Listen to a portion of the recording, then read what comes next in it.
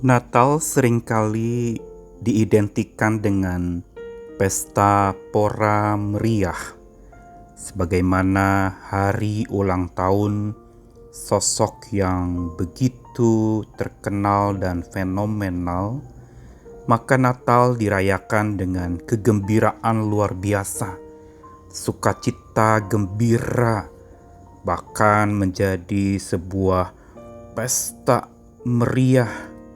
Bisa jadi semalam suntuk dirayakan.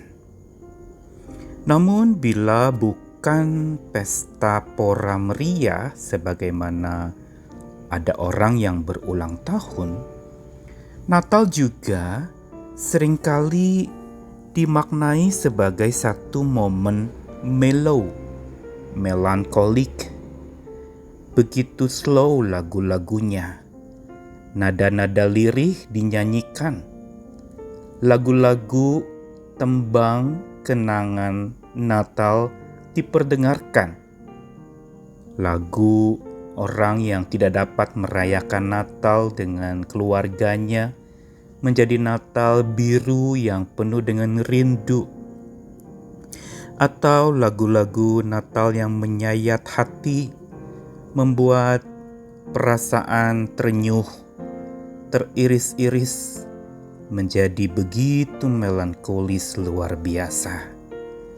Padahal sesungguhnya bila memaknai Natal lebih dalam, Natal bukan sebuah momen mellow yang membuat kita menjadi mengharu biru. Juga bukan menjadi momen di mana semuanya serba slow, perlahan, lirih, dan mengalir menjadi begitu sepi, sunyi, dan senyap. Natal sesungguhnya adalah Natal yang mengundang kita bukan mellow tetapi follow, mengikuti Tuhan lebih baik lagi.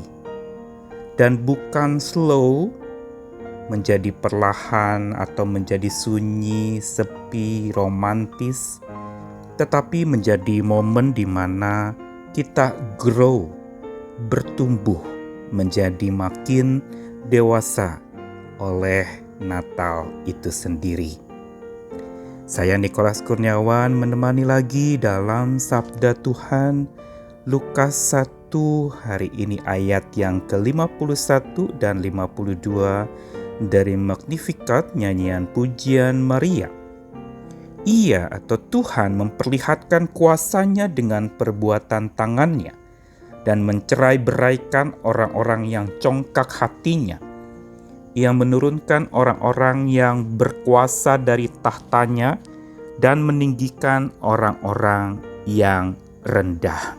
Tembang yang dinyanyikan oleh Maria bukan tembang mellow atau tembang melankolis yang slow, tapi sebuah tembang yang juga bukan kenangan, tapi tembang yang penuh dengan penegasan dan ketegasan.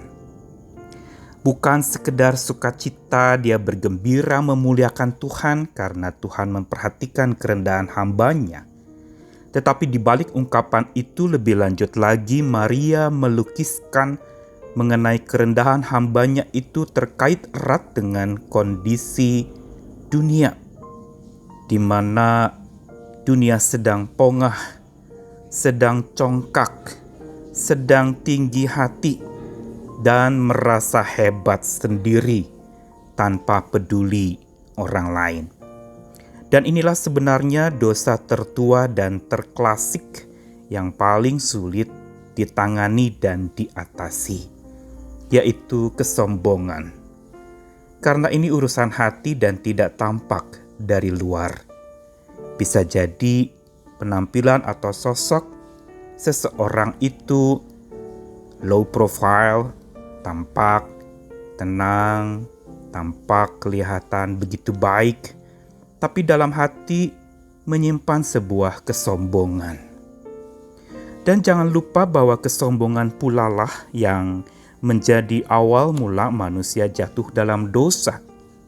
ketika manusia ingin menjadi serupa dengan Allah atau diiming-imingi si jahat untuk menjadi tinggi seperti Allah, maka manusia waktu itu jatuh ke dalam dosa pelanggaran yang akhirnya membuat dunia ini pun tenggelam di dalam kepongahan dosa-dosanya.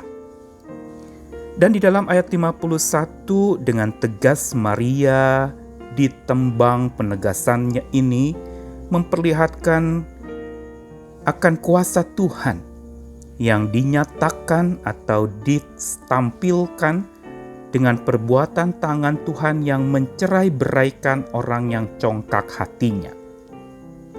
Orang yang congkak hatinya di sini digambarkan orang yang di dalam hatinya menyimpan kesombongan-kesombongan.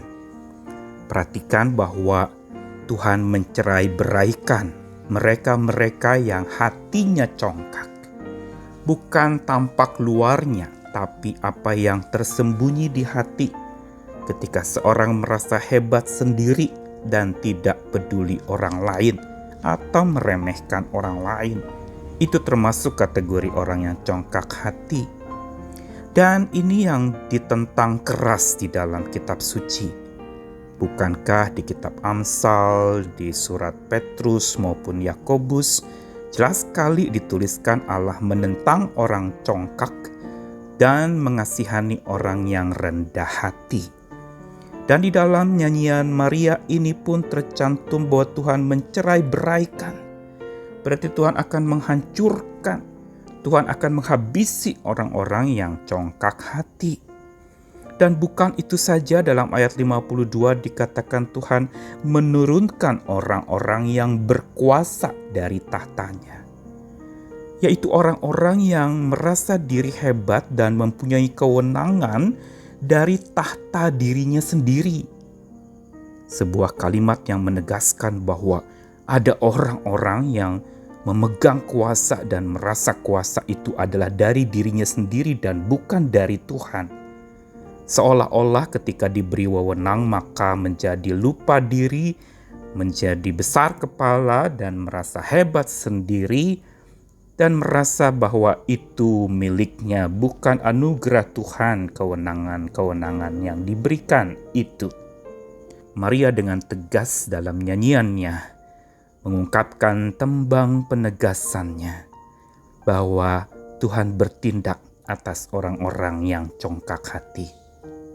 Lahirnya Sang Maha Hamba yaitu Yesus Kristus ke dunia sesungguhnya dirancangkan Tuhan agar melalui kerendahannya, baik kerendahan cara lahirnya, baik kerendahan lewat keluarga yang rendah, baik kerendahan lewat tempat lahir yang rendah, juga kerendahan lewat suasana kelahiran yang jauh dari keramaian dan kerumunan. Tuhan ingin sesungguhnya menyatakan satu misinya untuk melahirkan hamba-hamba yang rendah hati. Manusia-manusia yang sedang dijadikannya hamba, yang rendah hati, dan ini misi Tuhan. Membuat pongah dunia menjadi musnah.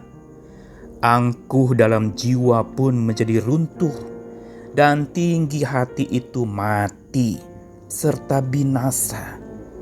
Sehingga yang Tuhan inginkan terjadi adalah kehambaan kita tumbuh subur, serta kepongahan kita tumbang dan hancur lebur. Sehingga seperti nyanyian pada malam di mana Yesus lahir, nyanyian malaikat di hadapan para gembala, ada bait yang melantunkan kemuliaan bagi Allah di tempat maha tinggi. Biar Natal kali ini menjadi momen di mana kita mengikuti Sang Hamba itu dan makin bertumbuh menjadi hamba Tuhan yang memuliakan Allah senantiasa sepanjang hidup kita. Kemuliaan bagi Allah di tempat yang maha tinggi dan damai sejahtera bagi orang yang percaya kepadanya. Amin.